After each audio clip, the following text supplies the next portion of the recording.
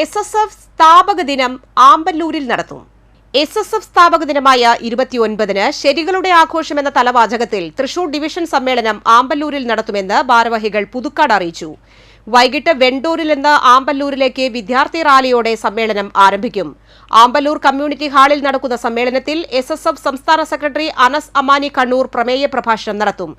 ലഹരി ഉപയോഗത്തിന്റെ മാരക പ്രത്യാഘാതങ്ങളെക്കുറിച്ച് സമൂഹത്തിന്റെ ഉണർത്തുന്ന വോയിസ് ഓഫ് ഹോപ്പ് പദ്ധതിയും സാമൂഹിക മാധ്യമങ്ങളുടെ ഉപയോഗം വരുത്തുന്ന മാറ്റങ്ങളെക്കുറിച്ചും ലഹരി ഉൾപ്പെടെ സാമൂഹിക തിന്മകളെ ലഘൂകരിക്കുന്നതിനും ചെയ്യുന്നതിനെപ്പറ്റിയും വിദ്യാർത്ഥികളെ ബോധവാന്മാരാക്കുന്ന സ്ട്രീറ്റ് പൾസും യൂണിറ്റുകളിൽ നടക്കും.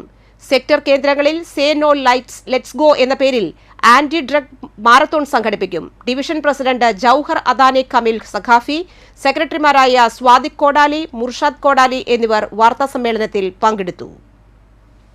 SSF സുന്നി സ്റ്റുഡന്റ് ഫെഡറേഷൻ അതിൻ്റെ സ്ഥാപക ദിനമാണ് ഏപ്രിൽ 29. അന്ന് ദിവസം സെലിബ്രേറ്റിംഗ് ഹ്യൂമാനിറ്റി എന്ന പ്രമേയത്തിൽ ലഹരിക്കെതിരെ SSFന്റെ 2ാം ക്യാമ്പയിൻ ആരംഭിക്കുകയും വിദ്യാർത്ഥികളുടെ പൊതുസമ്മേളനം റാലിയോടുകൂടെ ആമ്പല്ലൂരിലെ കമ്മ്യൂണിറ്റി ഹാളിൽ വെച്ച് നടത്താൻ തീരുമാനിച്ച വിവരം ആദ്യമായി അറിയിക്കുകയാണ്.